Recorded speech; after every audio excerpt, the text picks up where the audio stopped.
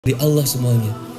Maka Masya Allah, saya dari situ semakin semangat untuk berdakwah. Saya ngerasa kurang ilmu, bodohnya luar biasa. Seburuk-buruknya teman-teman lebih buruk saya, sebaik-baiknya saya lebih baik teman-teman.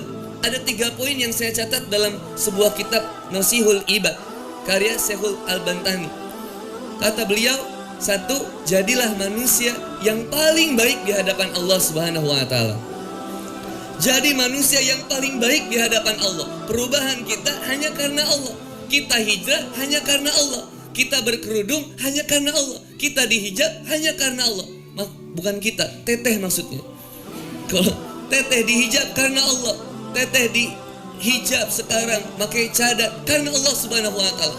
Teman-teman, hijrah dari yang berpacaran sekarang jadi berpacaran syar'i misalkan. Hijrah lagi, gak ada pacaran syar'i. Masa pacaran syar'i dimulai dengan bismillah, diselesaikan dengan hamdallah. Sakit mas hati ini mas. Kak Ahwat, jangan mau dibodohin sama laki-laki ya. Jangan. Pacaran itu hanya menyiapkan hati untuk tersakiti. Udahlah, capek tahu nggak sayang sama seseorang yang nggak pernah sayang sama kita.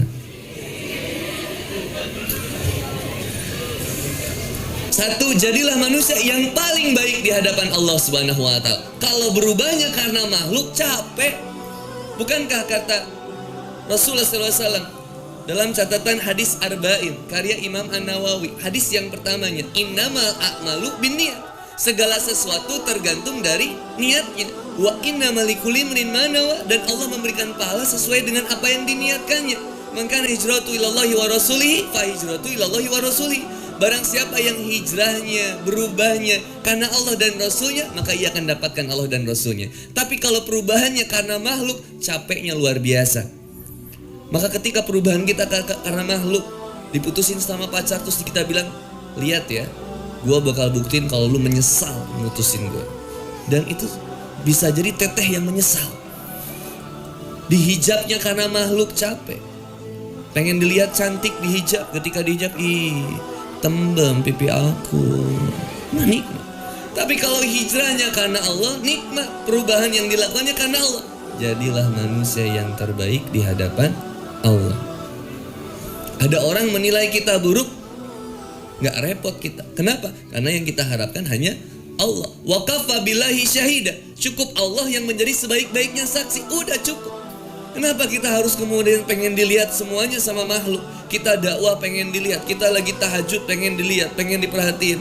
Aku tuh ini tahajud ini pengen dilihat, update instastory lagi ruku, kan gak enak dilihatnya. Bahkan saking ada seorang ikhwan mengharapkan seorang akhwat itu nge-WhatsApp akhwatnya jam 3 subuh. Ini kisah nyata. Ikhwan ini nge-WhatsApp akhwat itu tiap subuh, menandakan kan si akhwatnya cerita ke papap ya, ke aku. Kan aku biasanya dipanggilnya papap. Cerita ke papap, "Pap, ini ada ikhwan, Pap." "Kenapa?" kata aku. "Dia WhatsApp aku tiap subuh, Pap. Ngingetin aku tahajud." "Soleh ya, Pap." Kata aku, "Hati-hati." Kenapa? Karena dia ingin dinilai soleh oleh dirimu. Kalau ia benar-benar ingin mendapatkan dirimu, yang ia repotkan bukan update status atau mengirim message kepada dirimu, tapi dia repotkan mengirim message-nya sama Allah Subhanahu wa Ta'ala, yang nanti Allah yang akan menggetarkan hatimu untuk kemudian bersama dengan dirimu. Ini terus dikirimin jam 3 subuh. "Assalamualaikum ukhti, mudah-mudahan kita tidak terlambat untuk tahajud. Masih ada kesempatan kita untuk bersimpuh di hadapan Allah." Tuh kata-katanya romantis. Ana jadi pengen bales itu. Ketika seseorang berubahnya karena makhluk, nyiksanya luar biasa. Mengharapkan puji, nyiksa. Ketika gak ada yang puji, repot kita. Bukankah ketika teteh posting di Instagram, ada yang berpengaruh ketika dalam postingan itu tidak ada yang love? Atau misalkan ada yang love-nya, dia ada yang love-nya nambah. Mantan aku nge-love, ini kecengan aku nge-love, ya Allah. Coba, setiap caption ada yang komentar, kan ngaruh juga. Saya terus terang kalau posting saya selalu lihat tuh, ini ada yang komen, ini ada yang love-nya segini. Kenapa ya kalau sekarang komennya sedikit? Kenapa ya kalau sekarang love-nya sedikit? Karena tadi postingnya hanya karena ingin dipuji atau pengen mendapatkan komenan dari orang lain. Nyiksanya luar biasa. Yang paling nikmat adalah 1, menjadi yang lebih baik di hadapan Allah. Yang kedua, jadilah manusia yang paling buruk di hadapan diri sendiri. Itu yang paling nikmat. Jadilah manusia yang paling buruk dalam terhadap diri sendiri. Ketika kita bercermin, yang muncul wajah kita, nggak pernah wajah orang lain. Nggak mungkin Teteh bercermin keluar wajah Syahrini, nggak bisa. Antum ikhwan misalkan bercermin keluar wajah Jojo misalkan, ya perut kita memang tidak six pack ikhwan, ya segini-segininya. Yang ketika kita cermin, yang keluar muka sendiri. Artinya apa? Sibuklah dengan kekurangan yang ada dalam diri. Orang punya kesalahan, kita juga punya kesalahan. Orang penuh caci, kita pun penuh caci sebenarnya. Kan kita kadang suka repot sama yang namanya casing. Ini casing ikhwan, ini casing Kang Boni. Pakai baju koko, pakai kemudian topi, pakai kemudian celana. Tampilannya outlookingnya mungkin menarik bagi beberapa orang. Ini casing demi Allah. Yang di dalamnya gak tahu ini kayak gimana. Kadang manusia direpotkan dengan casing, tidak direpotkan dengan isi. Kalau dalam bahasa Sunda, mohon maaf, ada kurung, ada kuring. Kurung itu yang di sini, yang di luar. Kuring itu yang di dalam. Kadang manusia direpotkan dengan kurung, tidak dengan kuring. Saya ketemu dengan salah seorang yang menceritakan kepada saya di Bekasi. Itu ada seseorang, dia kerjanya mohon maaf tukang delman, Bu. Tukang delman.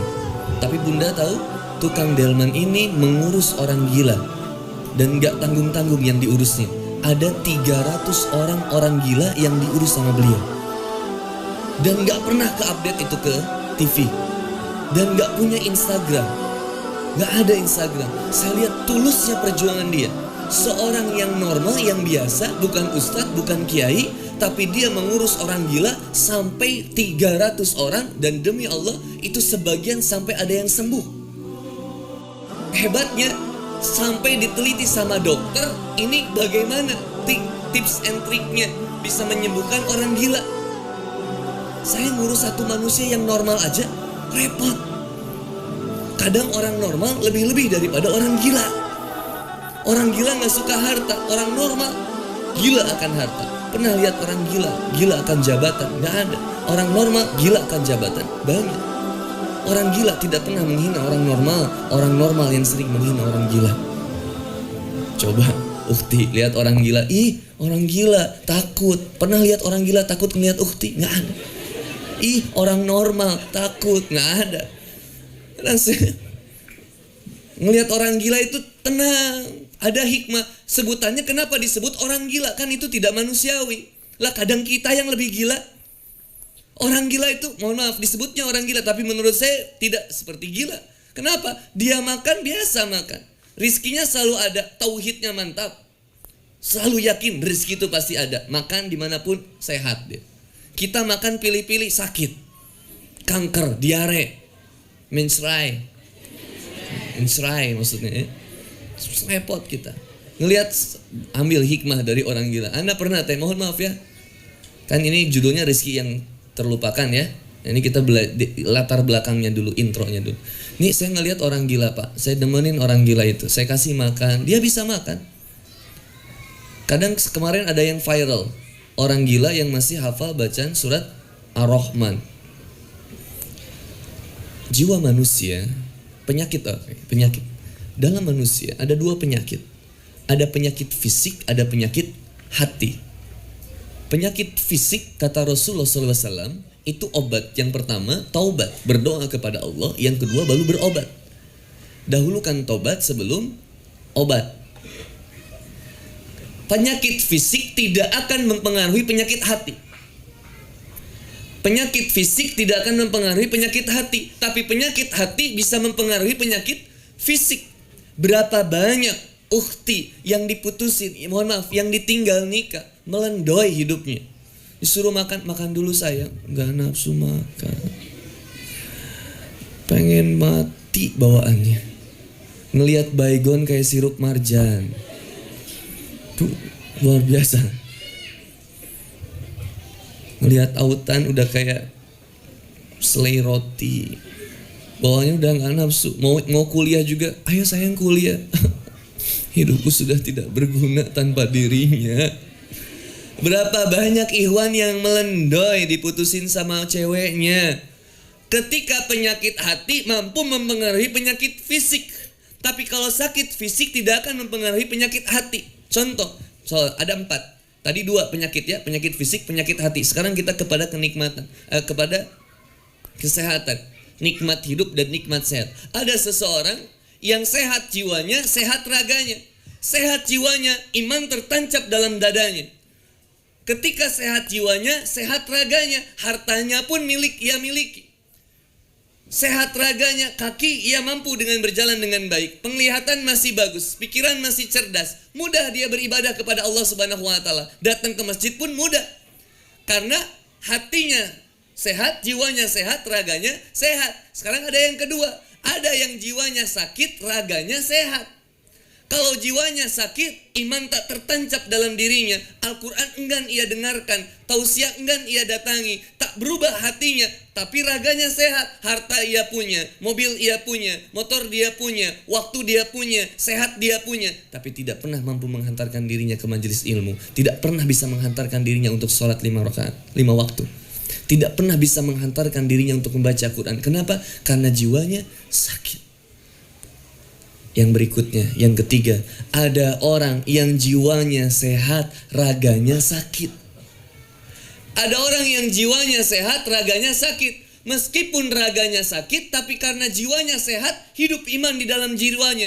Hidup keimanan, ketakwaan dalam dirinya. Meskipun ia tidak memiliki kaki, tapi ia bisa berangkat ke masjid. Meskipun ia tidak bisa melihat, ia bisa menghafalkan Quran. Kemarin di Yayasan Umi Maktum Voice di Kota Baru Parahyangan, saya bertemu dengan seorang wanita. Mohon maaf, penglihatannya dicabut oleh Allah Subhanahu wa taala. Ia buta dari lahir, ditinggalkan, dibuang oleh keluarganya, ditinggalkan oleh ayah dan ibunya, dia dibiarkan sendiri, kemudian diasuh oleh Yayasan Umi Maktum Voice. Hari ini beliau sudah hafal 20 juz dalam keadaan buta. Kita bisa melihat Qurannya bagus-bagus, ada yang warna pink, ada yang bunga-bunga, kembang. Tapi sulit menghafalkan Quran. Apa yang berbeda? Hati-hati. Jiwa kita yang bermasalah akhirnya menghantarkan kepada fisik yang bermasalah. Penyakit hati dalam Quran surat Al-Baqarah ayat 10 disebutkan penyakit dengan namanya marad. Maka ketika ada marad disebut, kemudian penyakit orang ini disebut orang yang munafik. Maka engkau lihat casingnya begitu seperti orang yang taat, tapi hatinya jauh dari Allah Subhanahu wa taala. Casingnya seperti ulama, tapi menghantarkan engkau kepada neraka. Casingnya seperti yang baik, tapi ternyata akal bulusnya kemudian lebih jahat daripada yang ada dalam nampaknya. Sulit sekarang kita bagaimana untuk mempercayai seseorang. Itulah orang baik dan benar itu kadang selalu ditipu oleh orang atau selalu dikhianati oleh seseorang, karena kadang ia menganggap semua manusia baik. Rizki yang terlupakan berkaitan dengan nikmat hidup, nikmat sehat, nikmat merdeka, nikmat hidayah. Nikmat hidup diberikan oleh Allah Subhanahu wa taala kepada semua makhluk hidup. Hewan, manusia, tumbuhan semua dapat kesempatan untuk hidup. Setiap hidup akan berakhir dengan kematian. Quran surat Al-Mulk ayat 2. Allazi khalaqal mauta wal hayata liyabluwakum ayyukum ahsanu amalan. Orang yang beriman kepada Allah yakin bahwa kehidupan ini isinya dengan ujian. Hidup ini pasti ada masalah, gak mungkin gak ada masalah. Hidup kita pasti penuh dengan masalah. Ciri manusia hidup punya masalah. Kalau gak punya masalah, mati kita. Orang yang sudah mati merasa kemudian dia selesai masalahnya, bunuh diri, kemudian ketika bunuh diri udah nganggap akhirnya nggak ada masalah. Berapa banyak manusia yang banyak hutang kemudian bunuh diri? Berapa banyak manusia yang stres menghadapi tekanan di dunia lalu kemudian bunuh diri? Ia menganggap masalahnya selesai, ternyata ketika di alam kubur ia ditanya, "Man rabbuka?" Dan ketika itu dia kaget, nggak bisa. Ketika man rabbuka ditanya sama malaikat, terus dia bilang, "Apa urusan Anda menanyakan itu kepada saya? Itu bukan hak Anda menanyakan kepada saya." Nggak bisa. Itu pasti kita harus jawab, cepat atau lambat, suka atau tidak suka, mau tidak mau, pasti kita akan kembali kepada Allah Subhanahu wa taala. Bukankah konsep khusyuk, dalam beribadah. Itu adalah alladzina yazununa annahum mulaqu rabbihim wa annahum ilaihi rajiun. Quran surat Al-Baqarah ayat 46. Bahwa keyakinan kita kembali kepada Allah Subhanahu wa taala itu yang menjadikan kita bersemangat dalam beramal. Maka ketika nikmat hidup, kalau sekedar hidup, itu semua makhluk hidup, hewan juga hidup. Tapi ada kualitas yang terbaik dari nikmat hidup, yaitu adalah nikmat sehat. Yang dengan nikmat sehat ini kita bersyukur kepada Allah. Hidup kita bersyukur kepada Allah. Masih diberikan kesempatan untuk bertaubat, memperbaiki amal-amal kita. Nikmat sehat diberikan oleh Allah Subhanahu wa taala sebagai kesempatan bagi kita agar maksimal dalam beribadah kepada Allah. Kalau tidak sehat, untuk berangkat ke sini repot. Mau datang ke rumah Warna, berapa banyak jamaah di rumah Warna yang pengen datang ke sini tapi kemudian sakit, meriang, batuk, flu, bisu dan lain-lainnya. Mungkin ada yang pengen ke sini tapi aku lagi bisu, malu, susah buat duduk juga, Teteh. Kita baru bersyukur itu ketika sesuatu kenikmatan itu hilang dari diri kita. Serius, baru terasa bersyukur itu. Teman saya, waktu itu orang tuanya meninggal, ibunya meninggal. Ketika saya datang saya dipeluk sama beliau. Ketika dipeluk sama beliau baru dia bilang, "Bon," pakai bahasa Sunda tapi saya translate ke Indonesia. "Bon, hampura urang. Bon, maafin gua. Karek karasa ayeuna nama Bon. Baru terasa sekarang, Bon." Ternyata ketika kehilangan seorang ibu, baru aku rasakan betapa aku rindu bersamanya. Betapa aku ingin membahagiakannya. Ketika ibu sudah meninggal, baru saat ini aku terasa begitu menyesal.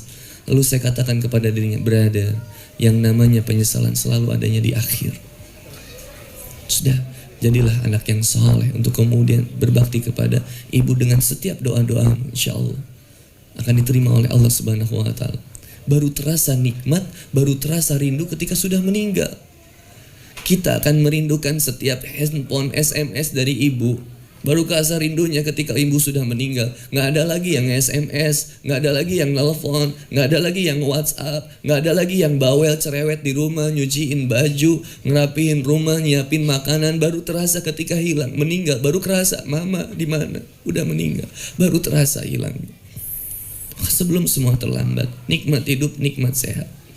Mumpung masih sehat, mampu bahagiakan orang tuamu. Mumpung masih hidup, sehat, ayo serius dalam beribadah kepada Allah Subhanahu wa taala. Don't waste me. Satu hari di akhirat sama dengan 1000 tahun di bumi. Satu hari di akhirat sama dengan 1000 tahun di bumi. Satu hari 24 jam, 3 jam di akhirat sama dengan 125 tahun di bumi. Maka kalau misalkan rata-rata umur hidup manusia 60 tahunan, berarti waktu di akhirat hanya 1,5 jam. 1,5 jam di akhirat sama dengan 62,5 tahun di bumi. Pertanyaannya, mengapa kita mau mengabaikan yang selamanya untuk yang sementara? Yang seharusnya korbankan yang sementara untuk mendapatkan yang selamanya. Demi Allah, cuman 1,5 jam. Itu pun kalau sampai 62 tahun, masalahnya kan belum tentu sampai. Kang Boni sekarang usia 30 tahun, Bunda, Teteh, AA, 30 tahun. 30 tahun dikurangin waktu maksiatnya. Oke, hitung dari tahun 2012, 2013 baru tobat. Baru 5 tahun mengabdi sama Allah. Dosa sudah pasti dicatat, amal belum tentu diterima. Ini yang ngerinya. Ya Allah, saya merasa puas cepat dengan amal. Saya merasa nyaman dengan apa yang saya kerjakan. Padahal amal belum tentu diterima. Dakwah mana Kang Boni yang belum tentu karena Allah? Ada mungkin. Berapa banyak dakwah Kang Boni yang mengharapkan puja dan puji makhluk? Ada sepertinya. Tapi saya nggak tahu di mana. Maka yang saya harus terus lakukan adalah jangan pernah berhenti dalam beramal. Ahsanu amalan, lakukan amalan-amalan yang terbaik. Karena engkau masih hidup dan engkau masih berikan kesehatan oleh Allah Subhanahu wa taala. Yang berikutnya ketiga, nikmat merdeka. Nikmat merdeka hanya diberikan oleh Allah Subhanahu wa taala kepada manusia. Hewan gak punya nikmat merdeka. Pohon tidak punya nikmat merdeka. Hewan kalau punya nikmat merdeka repot. Dikandangin, dibuka gemboknya. Ditutupin, dibuka slotnya. Bisa mikir hewan, coba. Harimau ditangkap, ditangkis, dia bikin obat bius buat manusia. Kan repot. Hewan hanya punya nikmat hidup, nikmat sehat, selesai. Tapi manusia punya nikmat merdeka. Apa nikmat merdeka itu? Silakan memilih. Asyabul shimal, asyabul yamin. Ada jalan yang di kiri, ada jalan yang di kanan. Ada golongan orang yang takwa, ada golongan orang yang senantiasa melakukan kemaksiatan. Potensinya tetap sama. Wa nafsi wa ma sawwaha, demi jiwa yang telah sempurna penciptaannya. Falhamaha fujuraha wa taqwaha. Aku tanamkan dalam manusia ada kesempatan untuk fujur, ada takwa. Nafsu yang buruk kalau terus dikerjakan berubah menjadi fujur. Imam Al-Ghazali membagi nafsu itu menjadi 3. Yang satu nama nafsunya ammarah bisu. Quran surat Yusuf ayat 53. Ammarah bisu mendorong manusia kepada keburukan. Terus nafsunya dorongan yang buruk. Walaupun fitrah manusia senantiasa menginginkan sesuatu yang baik. Quran surat Ar-Rum ayat 30. Fitrahnya manusia Islam, baik. Gak ada manusia yang nyaman dengan sikap yang buruk. Gak ada seorang ahwat bilang, kenapa temenan sama si Desi? Iya, soalnya Desi mah pembohong, senang banget. Gak ada. Antum kenapa temenan sama si Budi? Iya, soalnya Budi itu orangnya suka banget yang namanya sombong. Gak bisa. Sepenjahat-penjahatnya penjahat tetap menginginkan teman penjahat yang baik. Satu, amarah bisu. Yang kedua ada yang namanya lawama. Lawama nafsunya dorongannya STMJ nih, setengah-setengah nih. Sholat terus maksiat jalan. Datang ke kajian sama pacarnya. Begitu Kang Boni bilang putus, tiba-tiba dia nge-WhatsApp pacarnya, sayang sabar, ini ujian buat kita. Palelo kalau kata Haikal Hasan. Yang berikutnya yang ketiga, ini Al-Qiyamah ayat 2. Yang ketiga ada yang namanya Al-Mutmainnah, dorongannya baik. Nah kalau yang namanya ketaatan harus dorongannya tuh selalu dengan dimotivasi dengan sesuatu yang baik. Makanya kenapa salah satu syarat istiqomah itu punya teman yang soleh, lingkungan yang baik, teman yang baik yang terus mendorong kita kepada ketakwaan. Kalau pengen istiqomah, pengen hijrah tapi gak ada teman yang baik, repot kita sendiri itu. Gak pernah bisa kita berjalan sendirian. Bersama itu lebih nikmat. Nanti apa sih temanya di teras dakwah itu? Bersama greget, apa sih? Bersama lebih greget.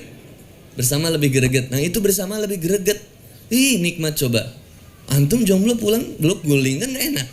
Anak pulang peluk istri. Walaupun di sini Jogja jauh. Istri di sana, anak di sini. Memang terasa hampa. Maka baru terasa pentingnya. Sana ada, sini ada. Keceplosan. Direkam. Ini direkam. Nge-live lagi. Apa-apa, istri Ana orangnya baik, insya Allah. Dia mengerti. Papa, kayaknya Papa udah sering ke Jogja. Mama khawatir gak bisa menyiapkan yang terbaik buat Papa kalau Papa sering di Jogja. Rasa-rasanya Mama harus bantu Papa untuk mencari seorang di Jogja. Ya kan harapannya begitu ya. Susah juga ya, tapi ya bismillah. La in syakartum la azidan aku. Syukuri apa yang ada, maka Allah akan tambahkan nikmatnya. Syukuri istri yang ada, maka Allah akan tambahkan istrinya. Nah masalahnya mensyukuri nikmat istri yang satu saja belum sanggup saya. Terus nggak habis-habis. Seneng banget.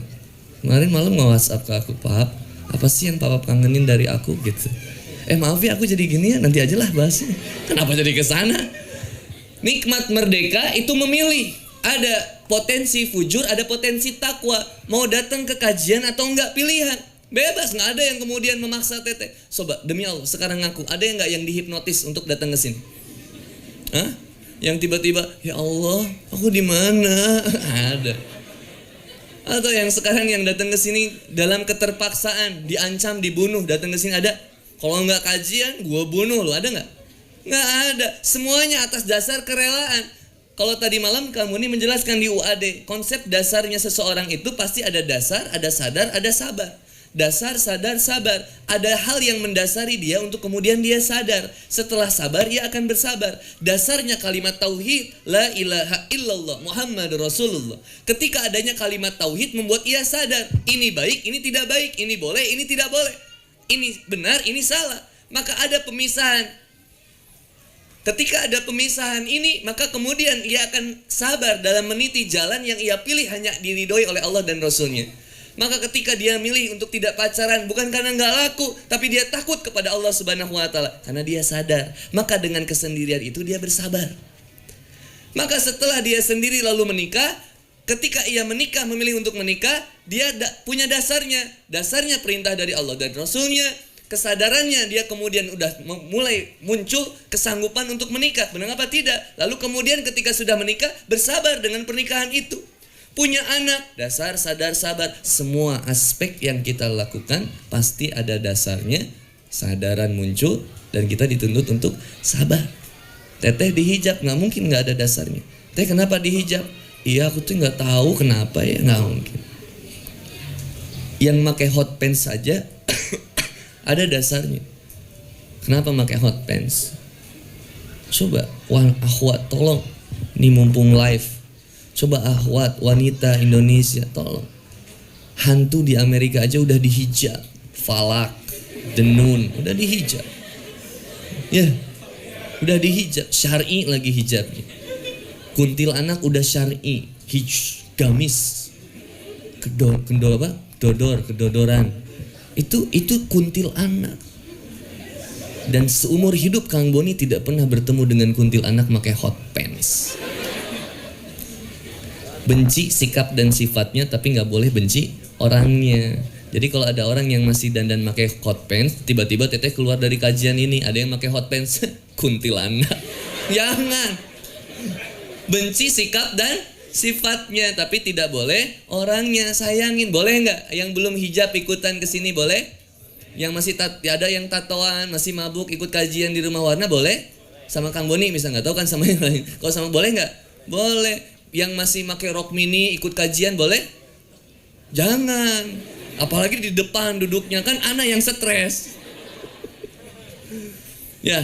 Jangan dulu gitu, dirapihin dulu. Nanti ada tim yang ininya ya di depan itu. Teteh, Masya Allah mau ikut kajian ya teh? Iya. Maaf ya teh, hot pantsnya kita tutup dulu pakai selendang ya. Oh iya, iya nggak apa-apa. Ini hijabnya ya teh, meskipun masih pakai hijab nyenglet. Hijab nyenglet itu hijab yang digituin doang gitu ya. Nggak apa-apa, motivasi dulu kesini nanti dirangkul. Gimana teh tadi kajiannya? Iya ya, aku teh kayaknya lebih buruk dari Kunti. Nah, baru kan akhirnya kesadari.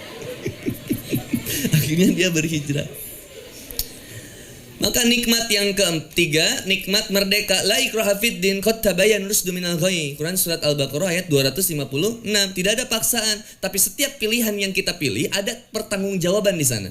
Kalau milih kepada jalan yang takwa, sesuatu yang baik menurut Allah, maka kata Allah Subhanahu wa taala, "Faman yuridillahu ayyadiyahu yashrah sadrahu lil Islam." Quran surat Al-An'am ayat 125. Allah berikan hidayah itu. Maka setiap pilihan yang baik karena Allah akan muncul nikmat hidayah. Nah, nikmat hidayah ketika diberikan oleh Allah Subhanahu wa taala, ini kenikmatan yang paling tinggi.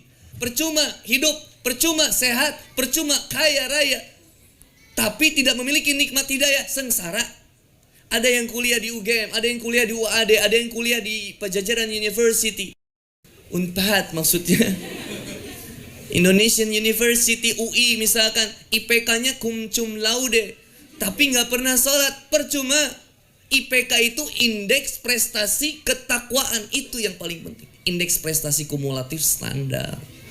Ini indeks prestasi ketakwaan yang dinilai takwanya. Yang paling terbaik takwanya. Jangan dilihat dari fisiknya. Bisa jadi ada orang yang cerdas tapi tidak pernah sholat, tidak cerdas di hadapan Allah. Bukankah yang namanya Abu Jahal itu cerdas sebenarnya di pandangan makhluk? Cerdas, tapi dianggapnya sebagai ayahnya orang yang bodoh. Tapi sebodoh-bodohnya Abu Jahal masih memiliki Tuhan. Masih percaya bahwa Tuhan itu ada. Nah sekarang ada orang yang ateis. Ini lebih-lebih dari Abu Jahal. Zaman dahulu, zamannya Nabi Musa alaihissalam, Fir'aun, bayi laki-laki dibunuh. Zamannya jahiliyah, bayi perempuan dibunuh. Zaman sekarang belum kelihatan laki perempuan dibunuh. Coba, gimana nggak dikasih gempa coba kita?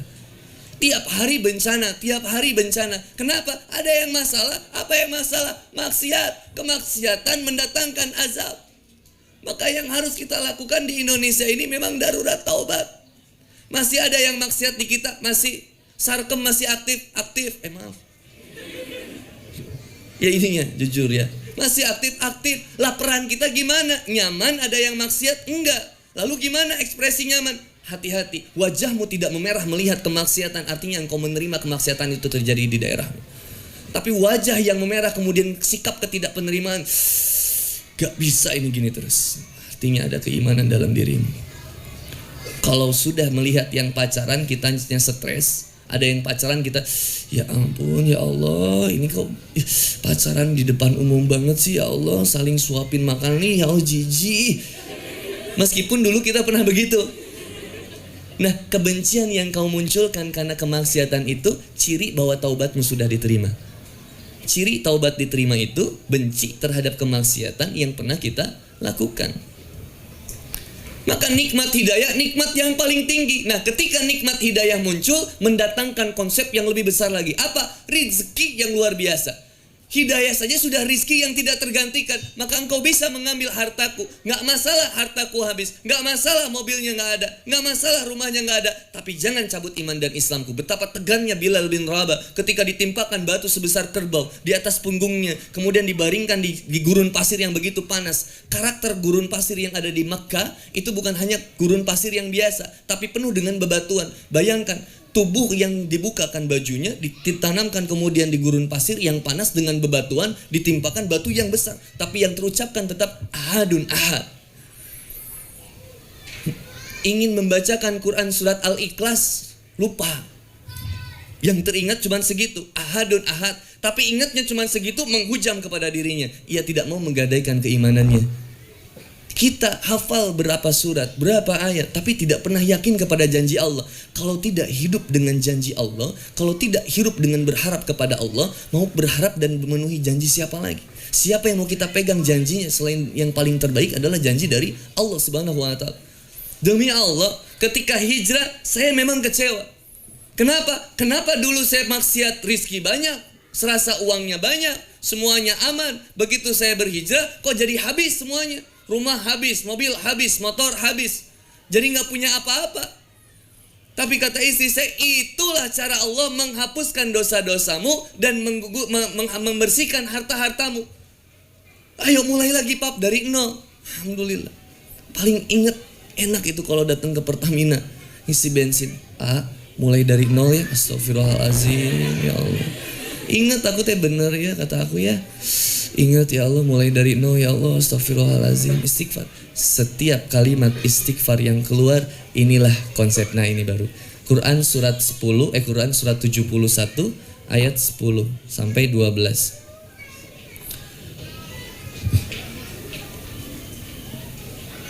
Ini jam berapa? Oh jam 2. Quran surat Nuh ayat 10 sampai 12. Fakultus takfiru rabbakum innahu kana ghaffara. Maka katakanlah, mohonkanlah ampunan kepada Rabbmu, beristighfarlah kepada Allah Subhanahu wa Ta'ala, sungguh Dia Maha Pengampun. Surat 11-nya, yursilis samaa'a 'alaikum midrara. Maka Allah Subhanahu wa Ta'ala akan menurunkan hujan yang lebat.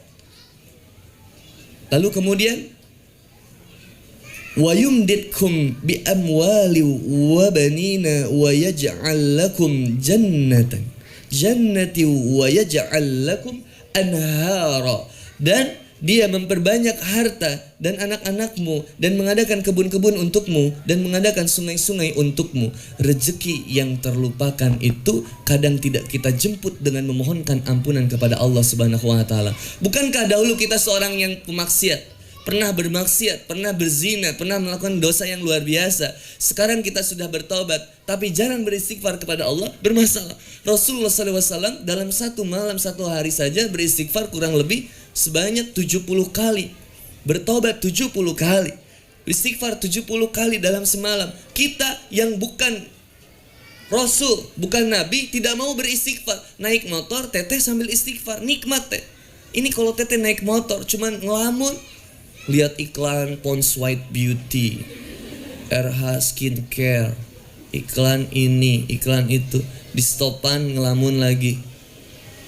Dia ada lalat, subhanallah, paling enak diisi dengan istighfar.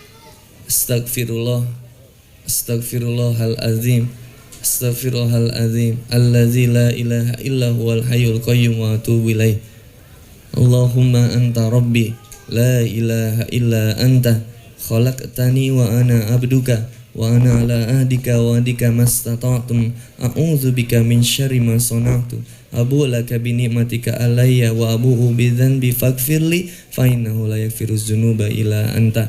Sayyidul istighfar, mahkotanya istighfar, dibaca setiap pagi dan juga sore hari. Siapa yang sedang dilanda kesulitan, Allah akan berikan kemudahan kepada dirinya. Siapa yang diwafatkan oleh Allah sore harinya, dibaca pagi hari, Allah masukkan ke dalam surganya. Siapa yang baca di petang hari, diwafatkan malam hari atau sepagi harinya, Allah masukkan ke dalam surga Allah Subhanahu wa taala. Istighfar selalu mendatangkan ketenangan bagi kita. Imam Ahmad bin Hanbal pernah ditanya tentang beberapa hal oleh orang-orang yang berbeda.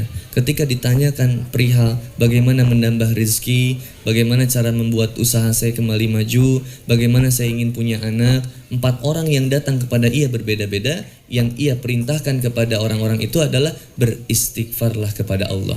Apa masalah kita? Banyak hutang, ada cicilan motor, cicilan mobil, cicilan kredit yang belum lunas, terjerat dengan riba, ada masalah ekonomi, ada masalah yang dengan keluarganya, ada yang pengen punya anak lagi tapi belum punya anak, ada yang sama sekali sudah menikah belum punya anak. Apa kunci yang pertama? Istighfar. Rezeki yang terlupakan ketika kita lupa, kita terlalu sibuk dengan yang tidak ada dan melupakan yang maha ada dan maha mengadakan. Siapa itu? Allah Subhanahu wa taala.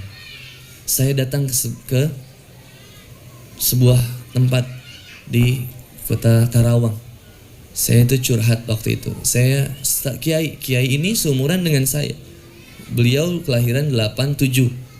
Tapi beliau sudah punya 9 pesantren. Saya tanya, Kiai, saya pengen punya 1 pesantren belum jadi-jadi. Lah Kiai udah punya 9 pesantren. Gimana sih Kiai tips and triknya gitu? Dia jawab begini, Kang Boni, yang Kang Boni lakukan sibuk memikirkan yang tidak adanya, lupa memikirkan yang maha mengadakannya. Yang Kang Boni cari uangnya dulu, bukan Allahnya. Yang saya cari Allah dulu, Allah yang akan mengadakan. Benar, yang kadang suka kita repotkan masalahnya, bukan yang maha menyelesaikan masalahnya. Bertawakal kepada Allah dibarengi dengan ikhtiar, itu konsep yang paripurna luar biasa dari setiap manusia menghadapi setiap permasalahan yang ada. Ikhtiarnya boleh, bertawakalnya jangan lupa. Kalau ngusir nyamuk cuman pakai autan, standar. Ngusir nyamuk cuman pakai hit, one vape, baygon, itu standar. Tapi kalau ngusir nyamuknya pakai tauhid, itu luar biasa. Ya Allah ya Rabbi, Kau yang menciptakan nyamuk ini, Kau yang mendatangkan nyamuk ini ya Allah. Indah nyamuk ini berada di rumahku ya Allah. Seandainya rezeki nyamuk ada pada diriku, silakan ya Allah, hadirkan rezeki dariku untuk dirinya dan jangan sampai ia mengganggu tidurku. Aku sisakan jempolku untuknya. Sain. Jadi nggak repot. Kenapa jadi hidup kita diganggu sama nyamuk? Nyamuk ada, susah tidur. Kenapa jadi stres? Pasrah, bersyukur sama Allah. Alhamdulillah ya Allah, Kau menciptakan nyamuk sebesar ini ya Allah. Kalau sebesar kucing, stres saya ya Allah. Kecil aja suaranya udah kayak gitu ya. Ngeng ngeng ngeng. Coba segede kucing sekarang. Ngong ngong. Coba sekali sedot mati kita. Dan tahu nggak, pembunuh manusia yang paling banyak itu dari siapa coba? Nyamuk. Kecil barangnya, tapi sekali sentet mati orang. Harimau, buaya besar, tapi nggak banyak membunuh manusia. Nyamuk banyak membunuh manusia dan banyak menurunkan ketauhidan kita jadinya. Coba kalau kita pasrah sama Allah, ya Allah, Kau ciptakan nyamuk sebesar ini, nggak sebesar kucing. Masya Allah, alhamdulillah ya Allah. Kalau nyamuk sebesar kucing, cicaknya segede buaya, ya Allah. Repot. Tenang, nyamuk sudah ada rizkinya dari kita. Gimana Allah aja? Cicak udah ada rizkinya dari Allah. Gimana Allah aja? Kenapa repot? Tidak pernah ada ditemukan cicak bunuh diri karena kehilangan rizki. Nggak ada. Cicak stres. Ya Allah, mengapa Engkau ciptakan aku diam di atas dinding? Makananku terbang. Stres ya Allah. Nggak ada. Kita makanannya muncul. Lihat di sini. ada air minum, nanti datang snack bentar lagi insya Allah. Iya bener, serius. Makanan kita itu dihadirkan. Nanti lihat sebentar lagi ada yang menghadirkan. Yakin gak sama Allah? Nah, kita buktikan. Kalau benar yakin sama Allah, akan sebentar lagi akan yang menghadirkan sebuah snack ke sini. Entah itu berupa roti ataupun apapun, insya Allah ada. Nah, kita siapkan saja dulu tempatnya. Ini meja ada 2 tapi yang 1 kosong, kan sayang. Itu cirinya rizki bagi manusia itu didatangkan sama Allah. Begitu pula cicak itu di dinding, tapi rizkinya didatangkan oleh Allah Subhanahu wa taala. Lihat nyanyian tauhid waktu kecil. Makanya kalau ngajarin lagu jangan cuman sepotong, ajarkan dengan pembawaannya. Cicak diam datang seekor nyamuk. Nah, sok teteh makan. Hewannya namanya, ayo adik-adik. Hewannya namanya apa sayang? Cicak. Diamnya di mana? Di dinding. Apa yang dilakukan di dinding? Merayap. Lalu apa yang terjadi? Datang. Apa yang datang? Berapa banyak? Sesuai dengan kebutuhannya. Lalu datang atau mendatangi? Datang. Siapa yang mendatangkannya? Allah. Nyamuk ciptaan Allah, cicak ciptaan Allah. Ketika nyamuk diciptakan Allah, cicak ciptaan Allah, Allah gak pernah merugikan setiap ciptaannya, selalu dihadirkan kebutuhannya. Kita manusia disebutkan oleh Allah Subhanahu wa taala, watini wa zaituni wa turi sinina wa hadzal baladil amin. Laqad khalaqnal insana fi ahsani taqwim. Sebaik-baiknya ciptaan makhluk kita, datang rotinya. Ini ya coba, Kang Boni minta nggak sama panitia? Enggak ada yang maksa. Ya, alhamdulillah, makasih, akhi, masya Allah. Lihat, masih nggak yakin sama janji Allah? Kang Boni butuhnya 1, didatangkan yang 3.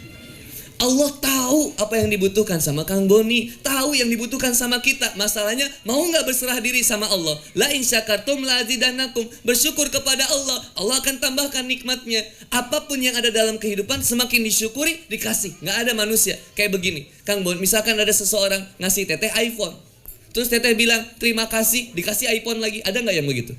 Nggak ada. Nah Allah lebih dari itu.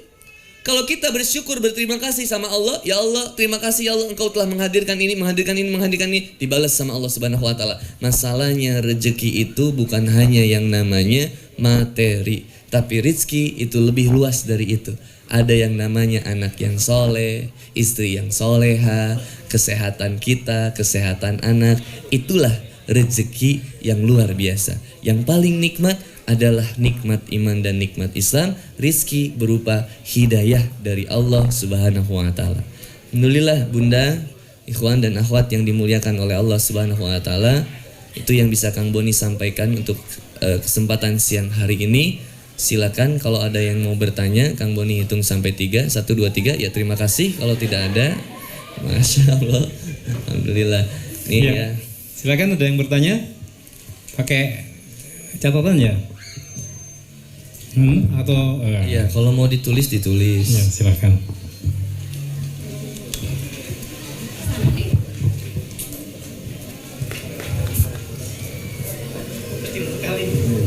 Jangan-jangan bisa dibuka.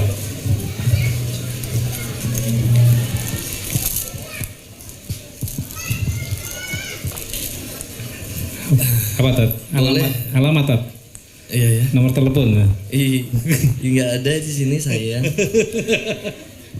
Boleh nggak kita menutupi atau bahkan berbohong terkait masa lalu kita yang banyak bermaksiat? Misal kita dulu pernah pacaran dan sekarang sudah hijrah.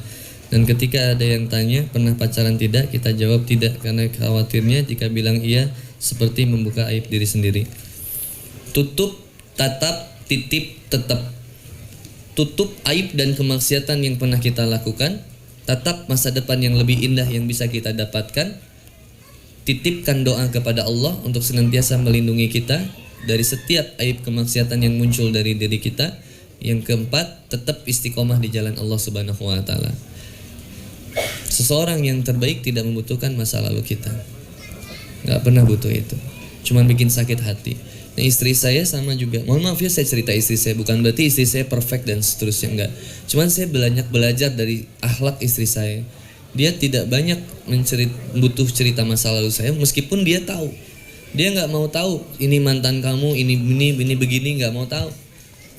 Walaupun sebenarnya dia tahu gitu, tapi nggak pernah mau repot gitu. Yang paling nyiksa itu kan terlalu cinta kepada makhluk, itu nyiksa. Saya sekarang ngajak kepada istri itu supaya tidak terlalu cinta kepada saya. Karena sebagaimanapun yang namanya berpisah itu sebuah kepastian. Ditinggalkan atau meninggalkan itu sebuah jawaban.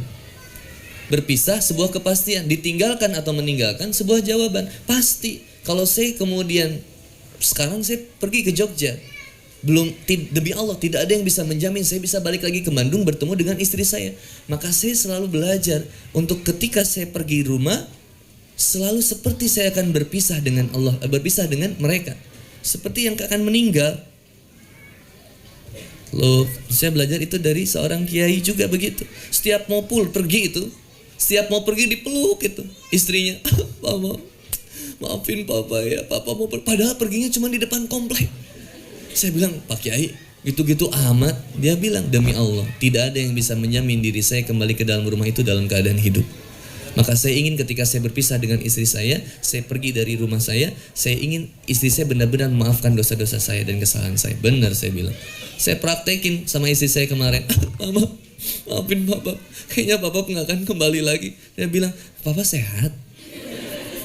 Susah emang praktekinnya. Ya tadi ya teh ya, kemaksiatan sudah, tidak perlu diceritakan dan tidak perlu untuk kemudian kita membongkar aib kemaksiatan seseorang. Udah, tutup aja secukupnya ya. Setiap kita punya masa lalu yang buruk, ya sudahlah, tidak usah kemudian kita ceritakan kepada siapapun lagi. Kalau Kang Boni bercerita sama seperti misalkan kisah Umar bin Khattab radhiyallahu an. Umar bin Khattab menceritakan dahulunya pernah begini, yaitu supaya menjadi hikmah pelajaran. Kang Boni misalkan ngisi di SMA, kemarin ngisi di SMA 5 Yogyakarta ya, yang dekat keraton tuh, dekat apa, Masjid Mataram tuh SMA 5. Hah?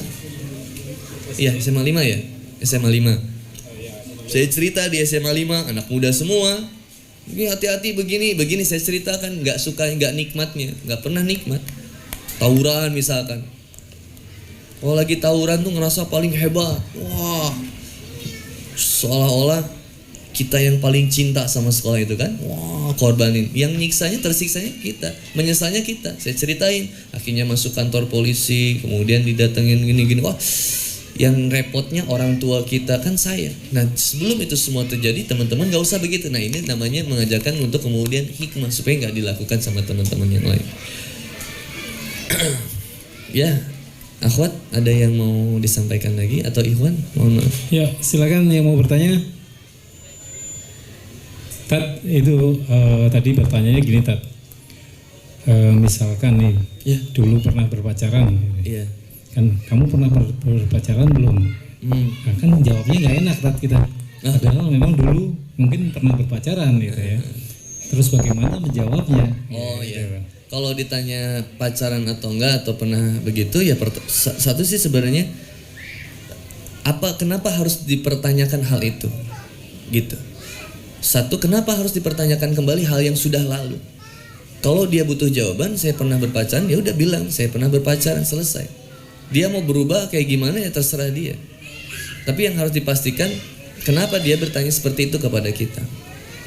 Kan kalau mencari-cari celah, kalau misalkan mencari-cari celah, nggak akan beres, nggak akan beres. Demi Allah nggak akan beres. Seorang wanita cari pasangan yang benar-benar sempurna, susah.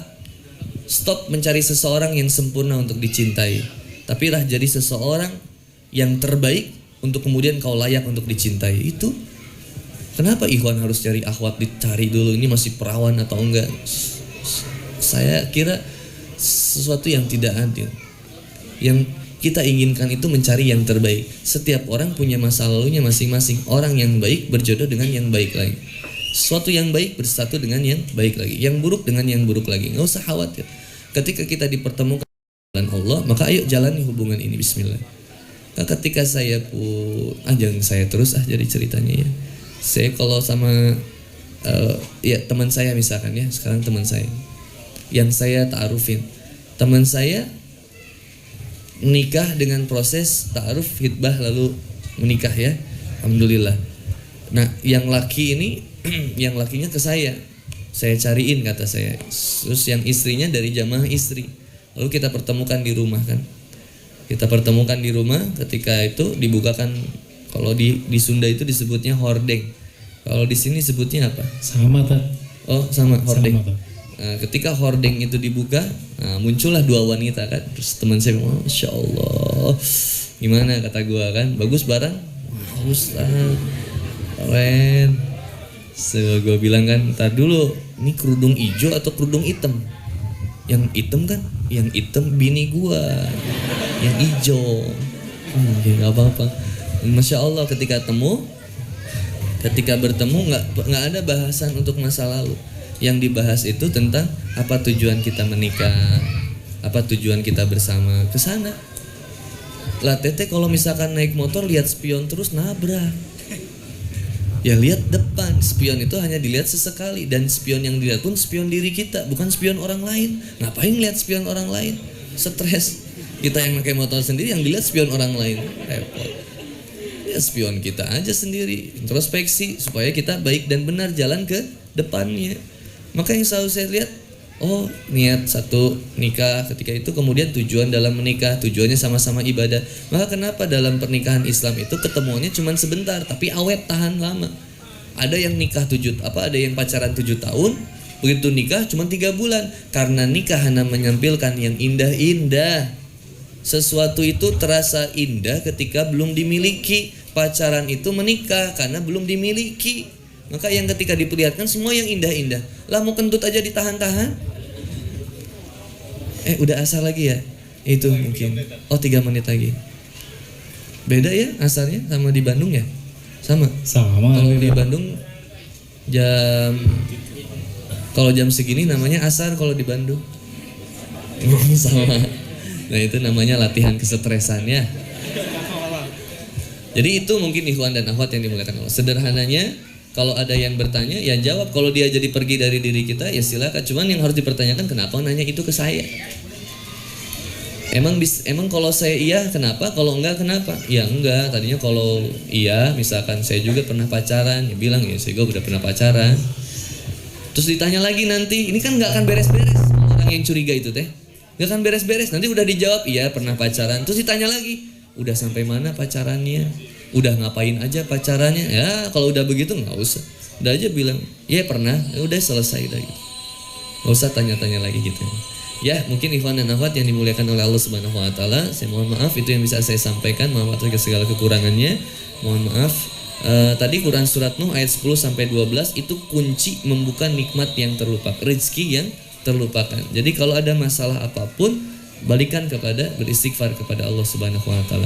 Mudah-mudahan kita semua diberikan kelancaran oleh Allah Subhanahu Wa Taala, kemudahan rezeki oleh Allah Subhanahu Wa Taala. Sekian dari saya, billahi taufiq wal hidayah, fastabiqul khairat fisabil haq. Berlomba-lombalah dalam kebaikan. Assalamualaikum warahmatullahi wabarakatuh. Waalaikumsalam warahmatullahi wabarakatuh.